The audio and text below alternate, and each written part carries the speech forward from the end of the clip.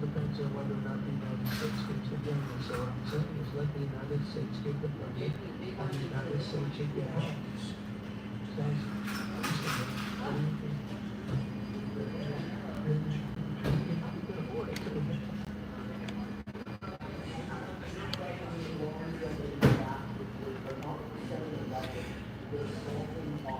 Washington Cuber Kid. It is here.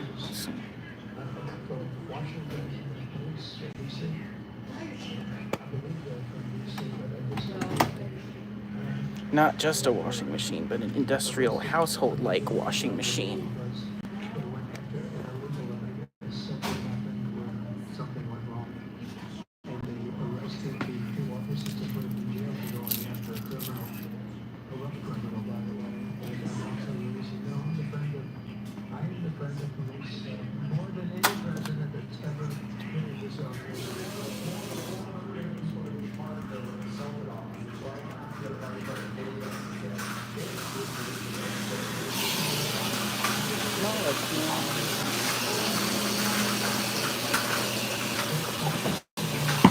This thing is spraying at me.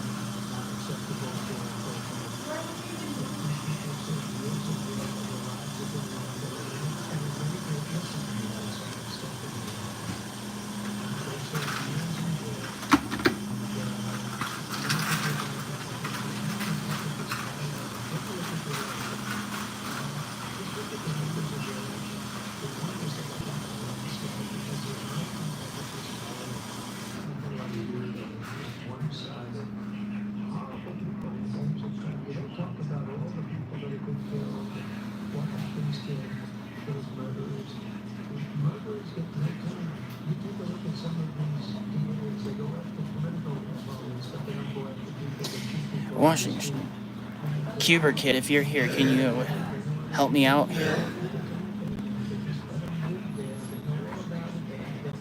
Can you help me out with some more people on here?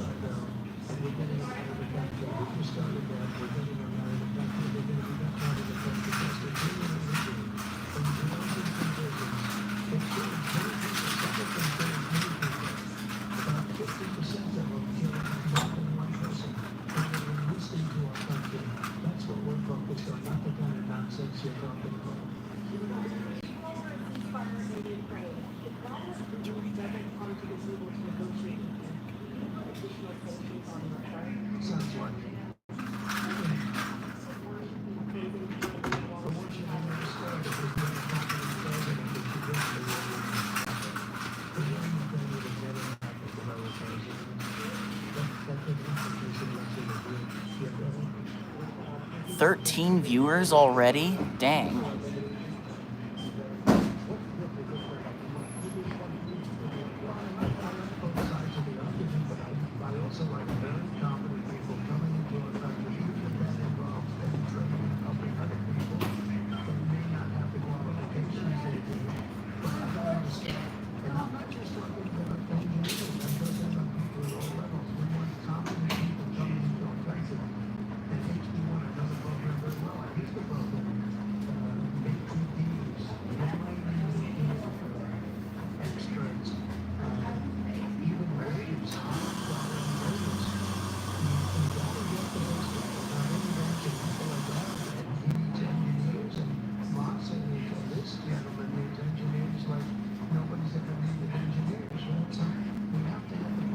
$17 viewers on here. It's live stream.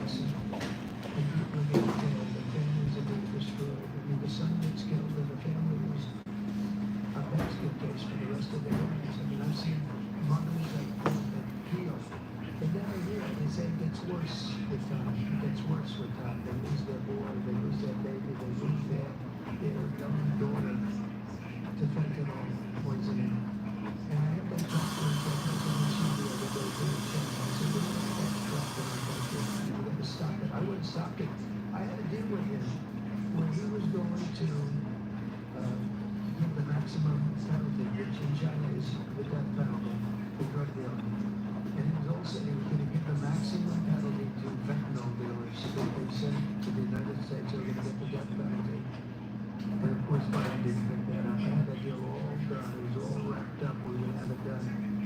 And then the election went. Let's put it nicely. It didn't go the proper way.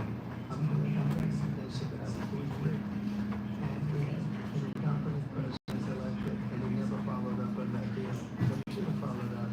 Because if they got the death penalty, they wouldn't be sending fentanyl to Mexico, Canada, and other places.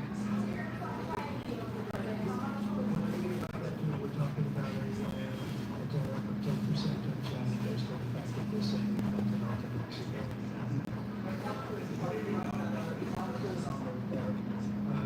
Probably February 1st is the day when for Mexico and China, we're talking about approximately 25%. We're thinking about going to the Middle East, not yet. We have I think all the hostages are coming back going on right now. They are coming back. Some of them have been very damaged. You look at the young lady with a hand practically blown off. You know how that happened. You know how that happened when you find out you're not going to get too happy because it was terrible. But the hostages are starting to come back. Oh, right, if I were you, they wouldn't be back. They would have all died. If this were done a year earlier, if Biden would have done this. Eddie 1210. Yes, I am live. Frankly, it just never happened. October 7th, Eddie 1210. Yes, I am live right now. And this is a IPSO HC12 SoftMount washer extractor.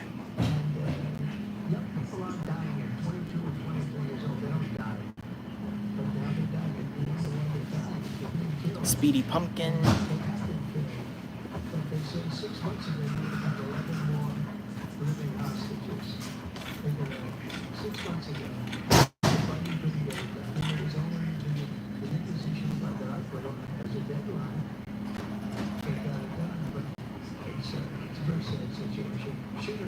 It should have never happened. I'll tell you, two things should have never happened. Three things. Inflation should have never happened. It would have never happened except for what they did to energy and the previous spending. Where is this? This is... I'm not going to answer that question. It looks like we're draining. Rebecca is live. Oh, hey, Rebecca. How are you doing? Here, let's meet Eddie 1210, a moderator.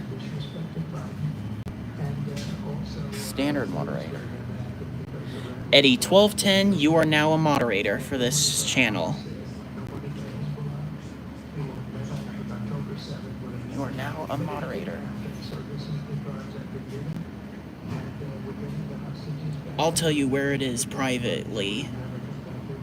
Eddie.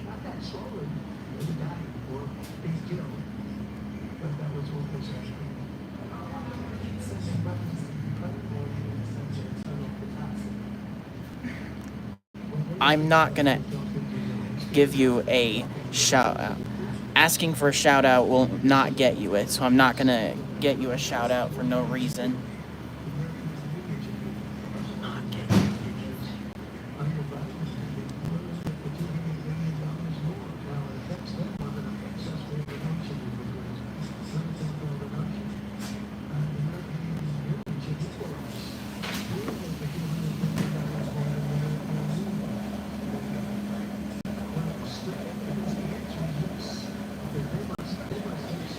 And guys, if you're wondering, this is what happens when you leave detergent out in freezing temperatures.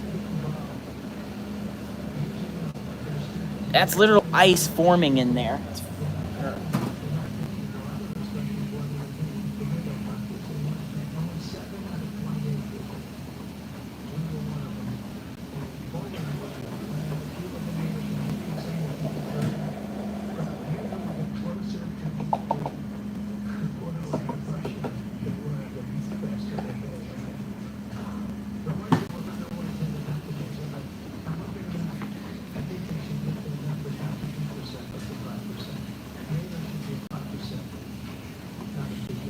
Rebecca, I think he was talking to me.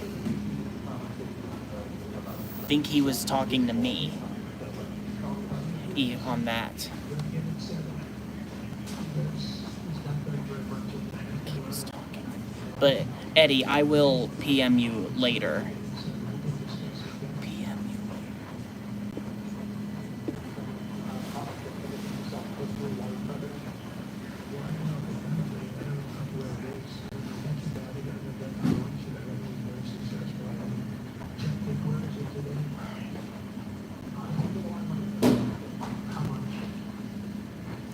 Let's give you a 10-minute timeout.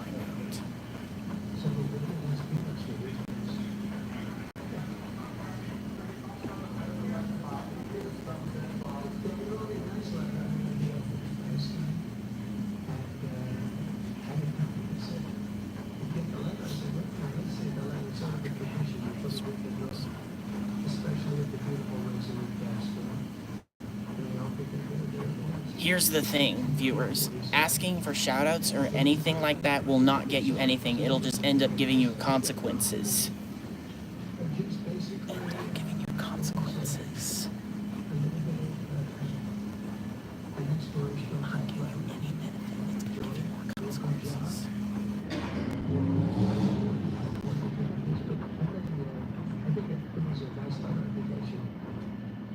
See it because it was positive for him. I appreciated the letter. Yep, I really like it seeing when it's reaching up to the glass right here. I just went out to the helicopter to say goodbye. That's a tradition. As long as helicopter before it used to be a stagecoach, when helicopters came along. But that's been a tradition to go out and we stood there for 10 minutes and I'll tell you what, people would not have been able to get through that day. That was cold. It was sort of interesting. Don't let the sun fool you. Tell me something. For the IPSO. Because that was so freezing yesterday. You couldn't have gotten through it. And the answer is no, it wasn't so good. With that being said, I thought the Capitol, the Rotunda, was beautiful. 72 degrees, unbelievable sound. You know, it's like being in an opera house. I could see people wanting to do it there rather than outside. I wonder how balanced this is right here. Take a job. You take a job, you want to do a job, we're not going to have security of people for the rest of their lives. Why should we? I thought he was a very dumb person, but I used him well because every time people saw me come into a meeting with John Bolton standing behind me, they thought that he'd attack them to use a warmonger. He's the one that got us involved, along with Cheney and a couple of others, convinced Bush, which was a terrible decision, to blow up the Middle East. For me, I use gain and tide. We got nothing out of it except a lot of death. We killed a lot of people, and John Bolton was, I use gain and tide. But no, you can't have that for life. You shouldn't expect it for life.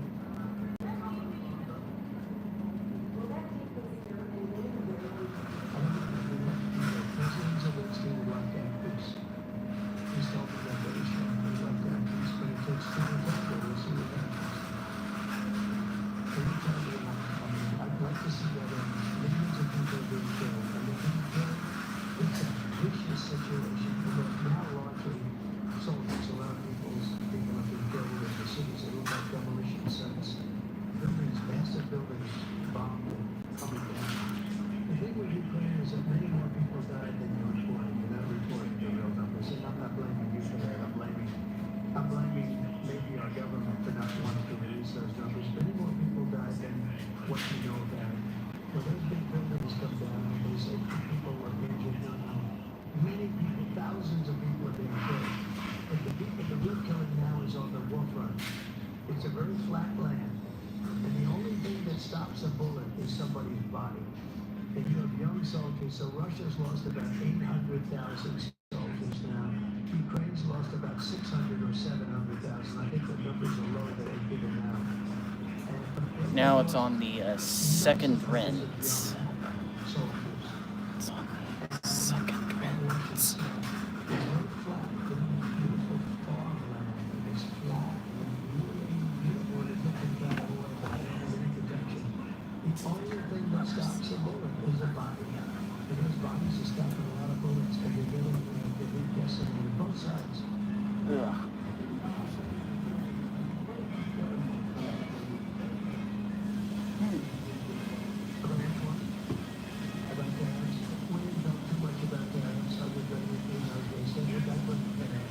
strange. Hundreds of billions of dollars.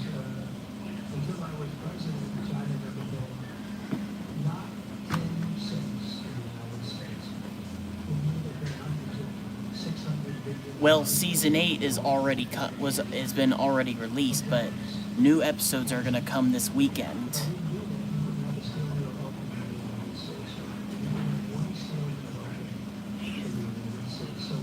I already just got the 9th episode shot, and after this I'm about to try and go to the 10th.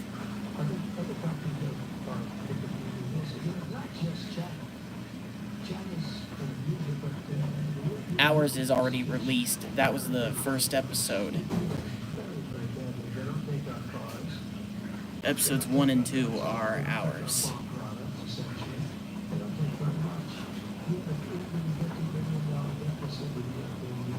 And Eddie, if you're still on here, don't forget that you should join one of my premieres.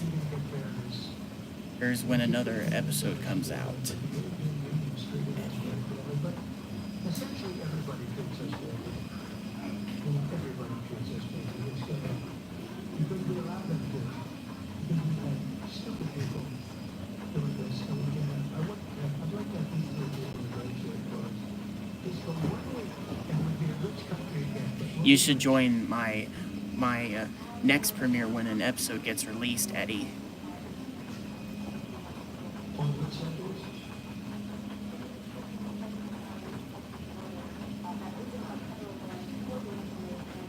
No, I wouldn't do that. That sounds to me like something that I would like. I'd like to see federal and self-directed data centers. I think they're going to be very important. Again, we have a lot of competition for that. So it's an honor to have these three great people, great CEOs and geniuses, all three. It's an honor that they want to come to our country, but we're going to make it as easy as we can for them because other countries want to. I'm going to have to go now. Thank you all very much. Thank you.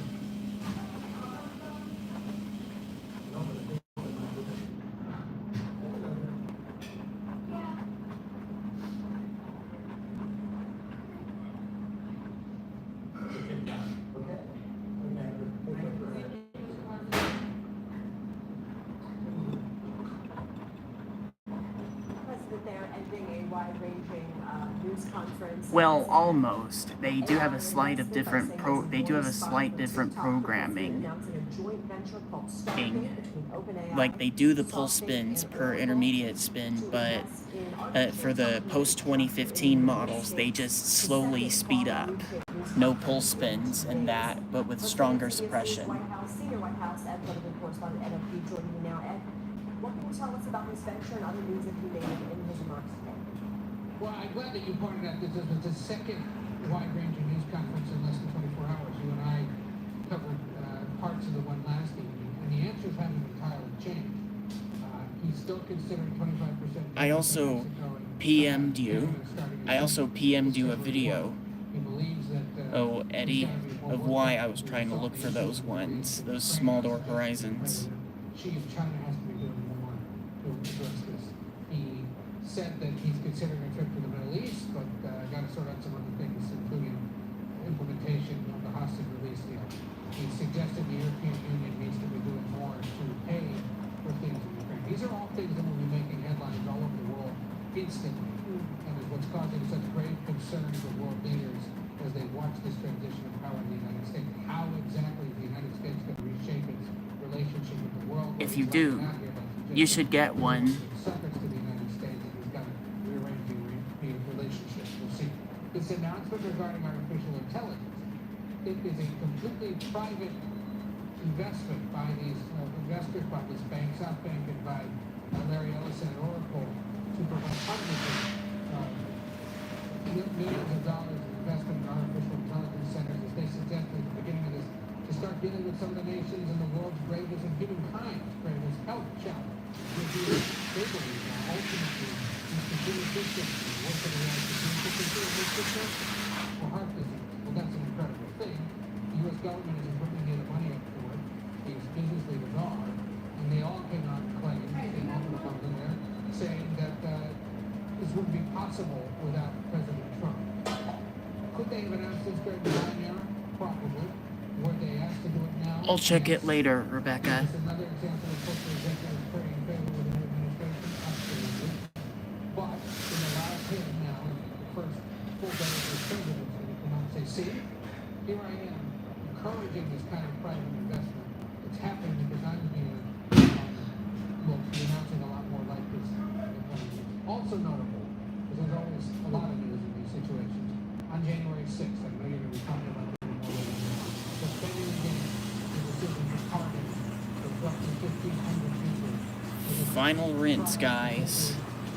Still incarcerated for their involvement, suggesting that they should be pardoned because big cities in this country haven't been prosecuting and imprisoning people who committed violent crimes. Now, you could go city by city and review that, and it's not entirely true in the circuit, but that's the argument he's been making, he's standing by his decision to pardon. Also, signals he has no concern about the fate of his nominees, as this was the news this afternoon regarding the inside Pentagon nominee, as an accusation made on this family.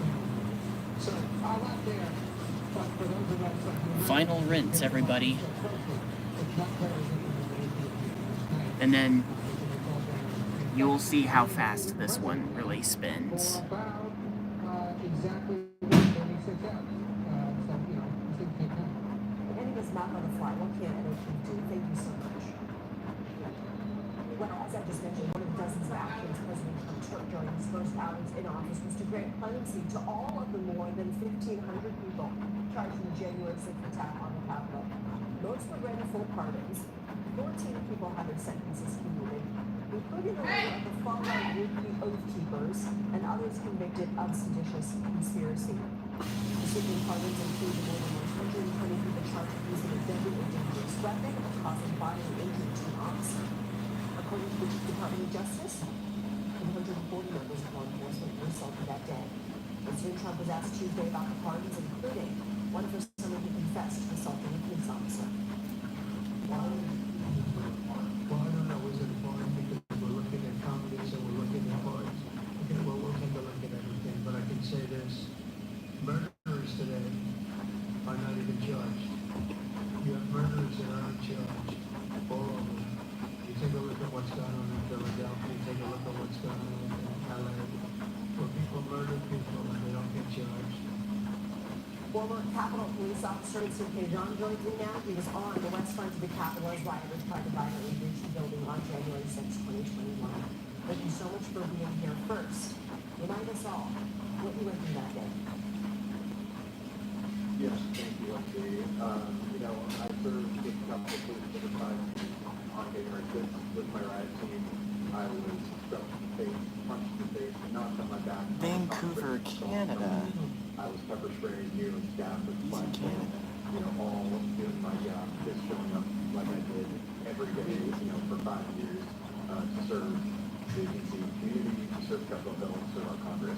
Winston, what was and what is your continuing reaction to President Trump's pardons? Sometimes I do, but not on dark clothing, as it could leave spots. Disturbing. It's such a slap in the face for those of us who literally experienced physical violence that day, and to know that the violent criminals, the convicted felons, Sometimes I do, but not on dark clothing. it means, you know, there's no actual accountability for the crimes that they committed. There has just been no justice here. And you talked about how you get a sense that people have forgotten or want to forget about what happened during the campaign with the picture of just move on, let's focus on the future. Why do you want people to remember?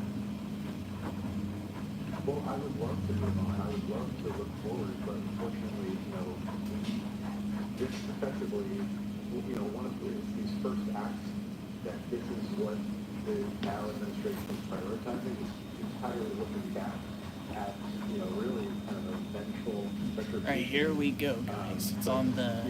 We're about to get ready for the final spin. Law enforcement, Capitol Police, and across this country who are serving every day, and you know, their sacrifices need to be honored. And we can't forget what happened on January 6th because we cannot repeat this. We cannot allow political violence to become normalized and become.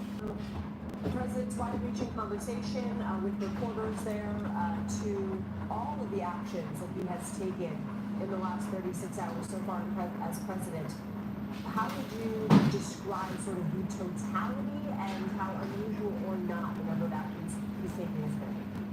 Last spin, everybody. Campaign rhetoric plus, meaning there were things that candidate Republican nominee Donald Trump said during the campaign that he has set in motion with these executive actions, but he has gone ready to see how fast this one. He only a couple of times on the campaign trail Not quite. I he would, for example, I also use it for towels and light color clothing. 14th Amendment's protection for birthright citizenship, something that courts have upheld many years, reviewing whether or not that is exactly what it means in the Constitution. Well, with one of these executive orders, the president has put the entire nation on notice. He's going to try to eradicate that long-standing legal interpretation of what the 14th Amendment means. That's more than his rhetoric suggested. Certainly those around him said that he would go on a case-by-case basis in terms of January 6th pardons or commutations. No, these are sweeping and they're all-encompassing. And on energy and the environment, yes, he said drill, baby, drill. Yes, he said he would do all sorts of things to expand the ability of those in the United States who want to explore for oil or natural gas. But by declaring a national emergency there, he's investing in some larger power to do that more rapidly. So I would say the rhetoric is one thing, but these executive actions and orders go even beyond that, and that's also true with the federal workforce and some of the things that he's done through various agencies to eliminate people who are serving in high-powered positions simply because he disagreed with their underlying politics. Can you elaborate on that, Major? Yes. So, for example, the Commandant of the Coast Guard today was relieved of her duties, and it was said that she had become excessively oriented toward diversity, equity, inclusion. Well, the most important thing that she had done is start the spin cycle about 550 RPMs, under a previous leader about and then abuse or sexual harassment within the Coast Guard that was having it's gonna start accelerating. At the Coast Guard, under her leadership, Coast Guard recruitment for the first time in years met their targets. So someone who had created a better environment, and as I understand, I'm not an expert on this, Lindsay, the Coast Guard is made up 30% of women, and this question of harassment or sexual assault and the Coast Guard's leadership orientation to those accusations was an important consideration. Those things were being addressed, and profitably so because recruitment had increased. And for all that, this Commandant of the Coast Guard was followed, essentially, by this incoming administration. That's one indication of the priorities, what you consider important, and what you consider a means by which to judge someone's performance. All of those things are more than was suggested during the campaign. Thank you for putting that in context for us. I have to be quick with you. I know it's you, Christmas Kendrick. Quit doing that. The Trump administration says definitively the Biden administration and allies engage in the weaponization of prosecutorial power to upend the democratic process. His action directs all government agencies to find evidence of that and report back to Trump. Is this in keeping with his campaign line, I am the retribution? It certainly sounds like it.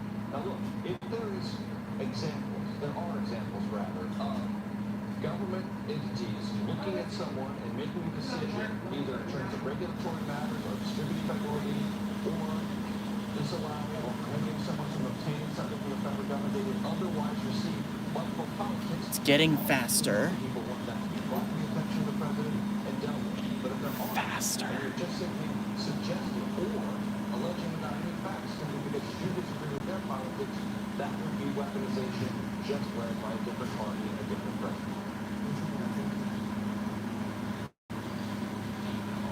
President Trump pulls the U.S. out of the Paris Climate Agreement again. We'll look at the impact of this mean and what it means for efforts to fight global warming and climate change around the world. Plus, what President Trump is saying about the Israel-Hamas ceasefire for the long term. You're watching the video.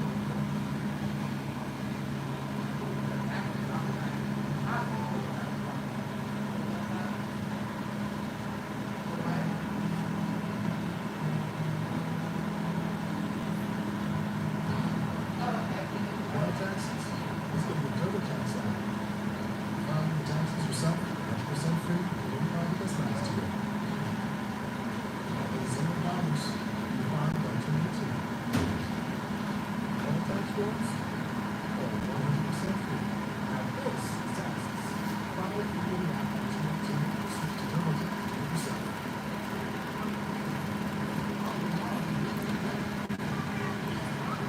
We have reached 1100 RPMs.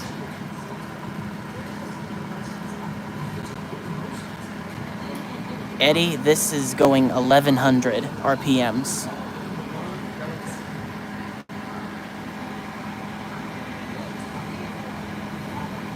This is going 1100 actually.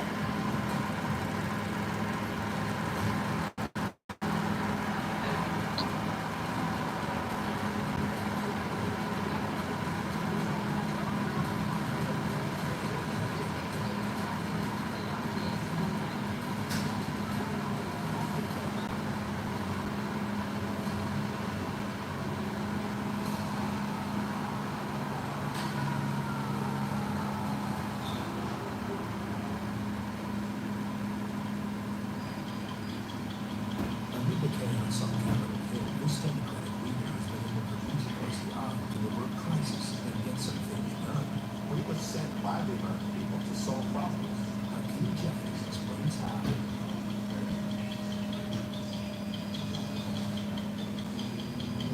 I'm going to be on television. Three's Company on Pluto TV. It's 3 times the fun. 3 times the laughs. 3 times the friends. Watch Three's Company now on Pluto TV. Sorry, Henrik. You've already missed the full cycle. The world's my oyster. What can I tell you? The top speed was 1100 RPMs. Stream exclusive to originals. Program 1, a hot wash.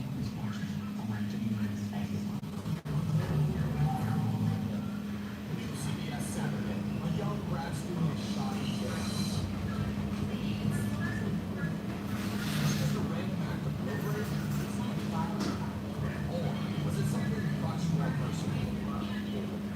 Find out. This is all new CBS Saturday, 10 Central, streaming on Paramount Plus. Two Americans have been freed from Afghanistan in a prisoner swap announced Tuesday morning. Ryan Corbett, seen on the left side of the screen on a plane heading back to the U.S., is one of the Americans freed. He was kidnapped by the Taliban, Afghanistan's ruling government, in August 2022 while on a business trip. Corbett was freed alongside another American who a source close to the Taliban identified as William McClinty. They were freed in exchange for Khan Mohammed, who is serving 2 life sentences in the U.S. on drug and terrorism charges. A former Biden administration official says negotiations for the swap came together in the final days of Biden's presidency. It's been only 2 days since the ceasefire and hostage deal between Israel and Hamas went into effect. The Trump administration is expected to play a key role in making sure the agreement stays on track. President Trump was asked about that while signing executive orders at the White House Monday.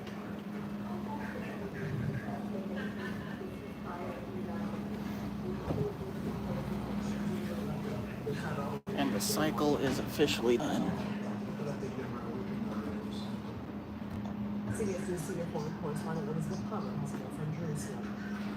In good news, the ceasefire in Gaza is holding, and Gazans have been traveling around the strip openly, unafraid for the first time in 15 months. Many of them have been going to see what's left of their houses, but most of them will find rubble. The UN says that by its count, more than 90% of the housing in Gaza has either been damaged or destroyed.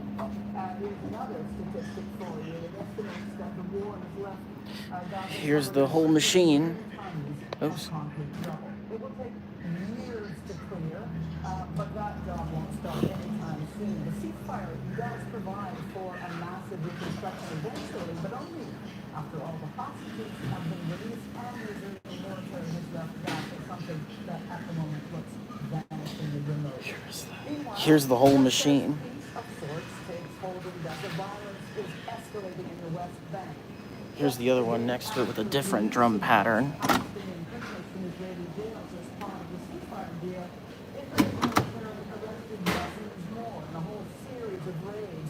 Anyways, I think that's it for this one.